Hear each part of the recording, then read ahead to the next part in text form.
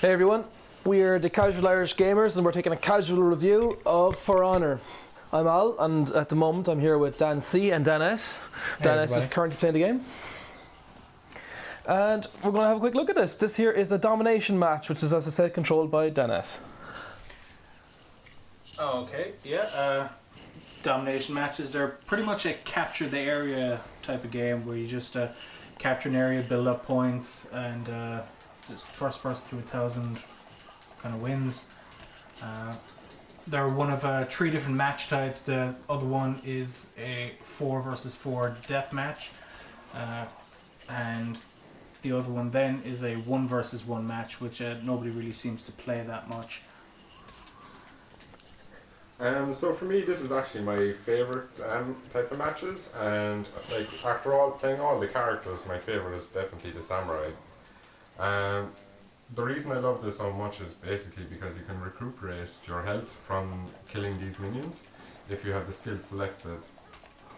And then, like, I think one of the biggest drawbacks of the game for me would definitely be just the lack of different type of matches that you can have. You either have the skirmish or the dominion match.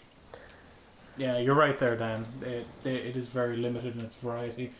Having only 3 different game types and only 2 of them are really played, it's a definite drawback in the end. It's not a game killer, but it could do with some more variety in there. That being said, the game is a very new release, so we can expect great things from this game as time passes and new feature releases come out. At the moment, I feel the combat's really weighty. It feels good to control your character. They move fantastically well, and above all else, it's really quite fun to have to react so quickly to these actual attacks. Yeah, I agree with that. Also, unlike Dan, my favorite would be the knights and of their class. There's 4 classes with each type, and mine will be the assassins. They've got lower armor, but they're a lot quicker, and I just think with a lot of patience, they can be the most deadly of the classes. What I would say is I absolutely love the match style. I just think they're amazing. Like, there's a lot of fun basically running around with it. The only thing I did find when you're playing multiplayer, which is the big part of the game, if the host player quits, it can drop the connection, and basically everyone gets kicked and you have to do it. But that's just it's just a minor thing that we noticed. Yeah, I did experience quite a bit of that, to be honest. The game's dropping just because people were quitting out of it because they were losing. It's nothing you can do about it, but c'est la vie. Now, there's also a single-player campaign available, which I sunk some hours into. Now, you don't buy this game for the single-player campaign. It's a great place to sharpen some skills, particularly if you set it to higher difficulty levels. It doesn't have the same thrill of beating an online player by any shot, and the campaign isn't particularly deep, but it's a bit of fun in its own respect. About 7 hours total gameplay, I'd say, which is not bad for a campaign. And also, as I said, has its own rewards. Teaches you the game. I wouldn't call it a glorified tutorial, but I would definitely call it a bit of fun. Yeah, it's definitely worth playing, and to be honest, it does get you to grips with the finer parts of the game. You can really learn the ins and outs of it. You'll be a better fighter from playing it.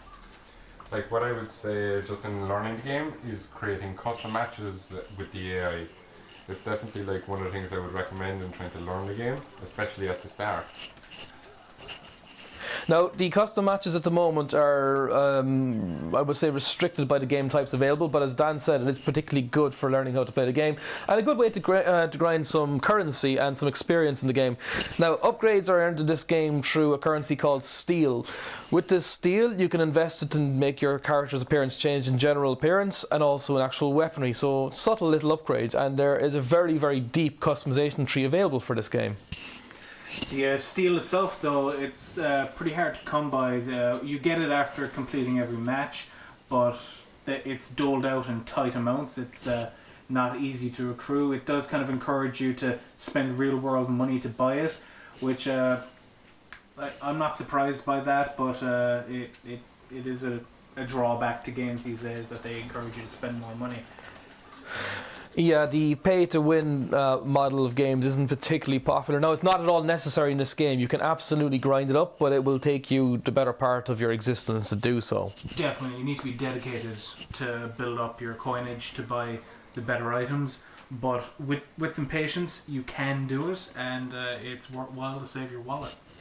Yeah, for me, like one of the parts of the multiplayer, the big part of it, which is the faction wars, I just think they really need to actually invest more time in that, and just kind of expand upon it, because it does kind of seem kind of utter pointless in some respects, for me anyway.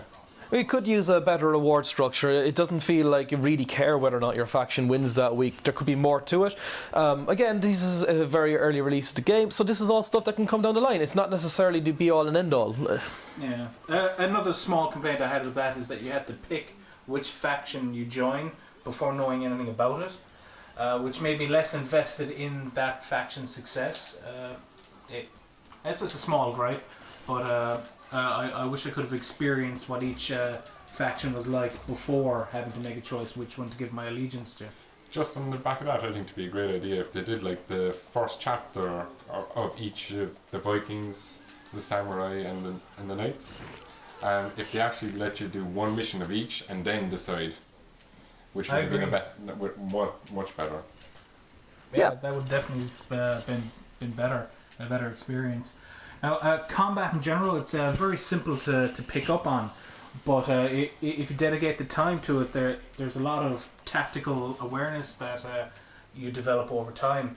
It can be easy to pick up and play and just hack and slash, or you can be really tactical about how you approach every battle.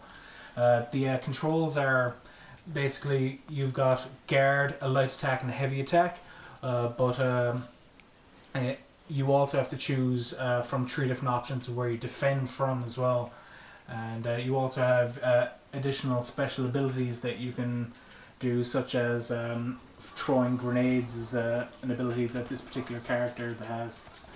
Dan, you would know what the abilities the samurai have more than I. Like, my favourite is the fact that you can recuperate the health, especially when you change the skill level. When you kill all those little minions, they are mini soldiers, that you can recuperate all your health. Like, for me, I just really can't wait to see all the DLC content that's going to come with all this and down the road. There is a season pass, which I believe it's got 6 new characters penned to come in the future, as well as other additional customizing content, which will definitely make it even more interesting to play than it already is.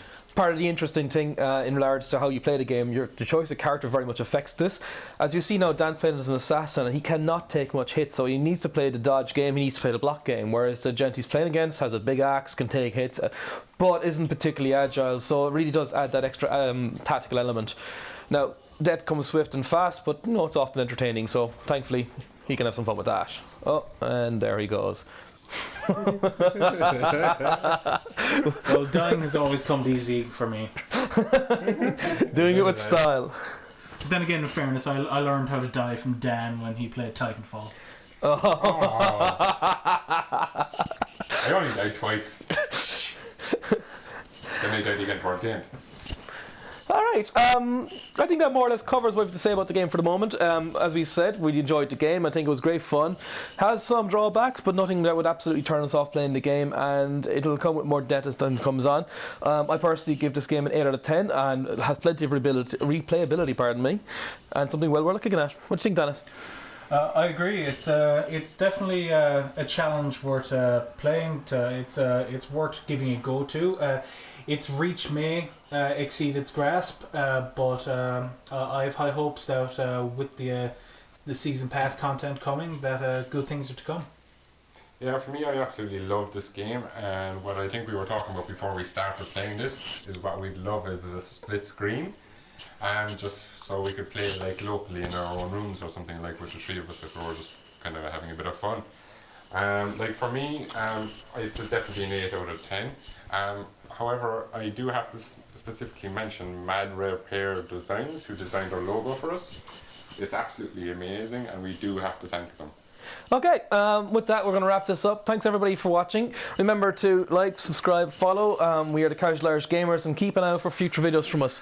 Thanks very much.